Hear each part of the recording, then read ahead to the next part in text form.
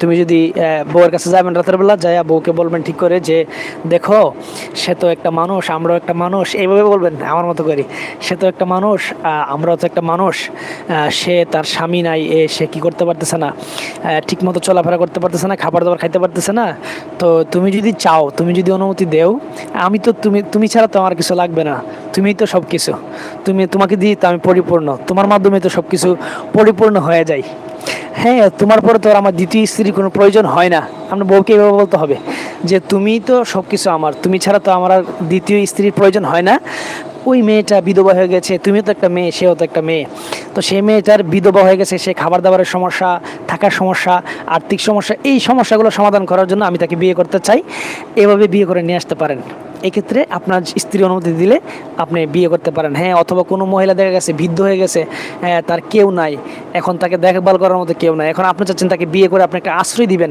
হ্যাঁ, আপনি দিতে পারেন। রাসূল সাল্লাল্লাহু সাল্লামের সুন্নাহ, রাসূলুল্লাহ সাল্লাল্লাহু আলাইহি সাল্লাম কি দিয়েছে, অনেক স্ত্রীকে বিয়ে করে এরকম আশ্রয় দিয়েছে। তো আপনি কি করতে পারেন, এই বিয়ে করে আশ্রয় দিতে পারেন, সমস্যা নাই।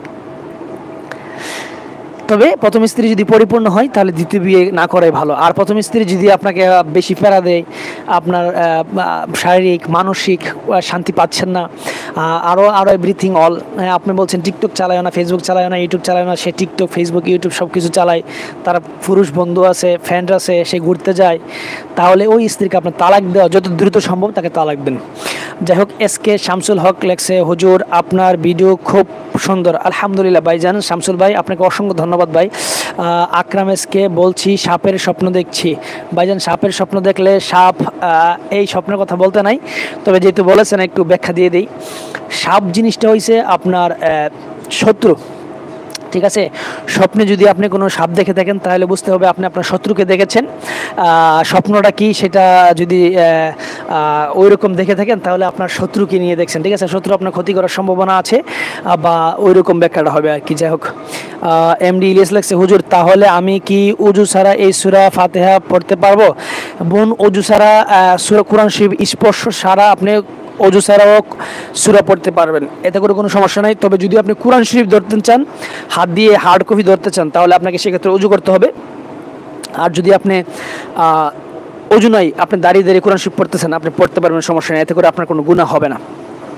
লেখছে আরেকজন, লেখছে আমি বাইক নিয়ে নিয়ে দুবার অ্যাক্সিডেন্ট করেছি বলে মাদ্রাসায় জাকাত দিয়েছি, দেওয়ার সময় কি ওদের বলে দিতে হবে কি জন্য দিয়েছি একটু বললে ভালো হবে। ভাই, আপনি অ্যাক্সিডেন্ট করার কারণে আপনি জাকাত কেন দিবেন?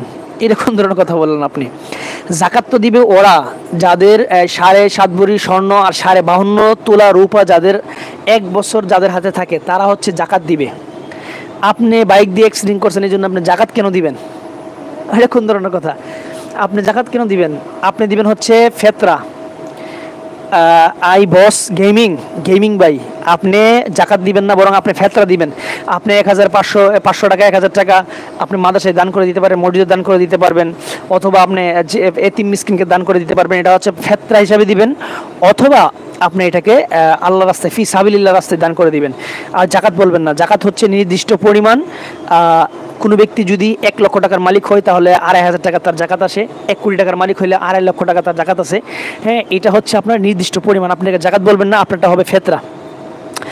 হাফেজ আমিন মিডিয়া লেখছে, মাশাল্লাহ, অসংখ্য ধন্যবাদ ভাইজান হাফেজ আমিন মিডিয়া। আমিন মিডিয়াকে একটু হাইলাইট করে দিলাম, আপনারা সবাই আমার চ্যানেলটা সাবস্ক্রাইব করে দিবেন। মৌলিক বক্তা হাফিজুল কোরআন ইন্টারন্যাশনাল মাদ্রাসা লেখছে, মাশাল্লাহ, আলহামদুলিল্লাহ প্রিয় হুজুর, আলহামদুলিল্লাহ, আপনাকে অসংখ্য ধন্যবাদ। কামাল আহমদ লেখছে, কামাল সদ্র কি লেখছে ইংলিশে বলতে পারি না, পড়তে একটু কঠিন হয়ে যাচ্ছে। যাই হোক, সদকা, হ্যাঁ ভাইজান গেমিং ভাই, আপনি সদকা, ঠিক আছে, দিয়েছি। আপনি সদকা দেওয়ার সময় বলে দিবেন যে এটা সদকা, এটা মাদ্রাসার এতিম মিসকিনদেরকে খাওয়াই দিবেন, ঠিক আছে। সদকা লিখবেন। সদকা দেওয়ার সময় সদকা যারা যারা খেতে পারবে, এতিম মিসকিন, আল্লাহর রাস্তায় আপনি সদকা দিতে পারেন, এতে করে সবাই এটা খেতে পারবে, সমস্যা নেই। যারা যারা এতিম মিসকিন আছে তারা এটা খাবে, সমস্যা নেই। যাই হোক, আপনাদের যারা যারা আরও প্রশ্ন আছে আপনারা প্রশ্নগুলো দ্রুত করে ফেলুন, আমি প্রশ্নের উত্তর দেওয়ার চেষ্টা করবো ইনশাল্লাহ। তো আমরা আমাদের মূল লাইন থেকে বিচ্ছিন্ন না হই। আমি আবারও কি পড়ব, আমি আবারও আমার এই কমেন্টস পড়বো কিছুক্ষণ পরে, এর মাঝখানে আর একটু আলোচনা হয়ে যাক। তো বলছিলাম যে আল্লাহ রাসূল সাল্লাল্লাহু আলাইহি ওয়াসাল্লাম বলেছেন যে আপনারা বিয়ের জন্য যে জিনিসগুলো খেয়াল রাখবেন সেটা হচ্ছে ওয়াসসালিহাতু। 1 নম্বর হচ্ছে সলেহা, যারা সলেহা যারা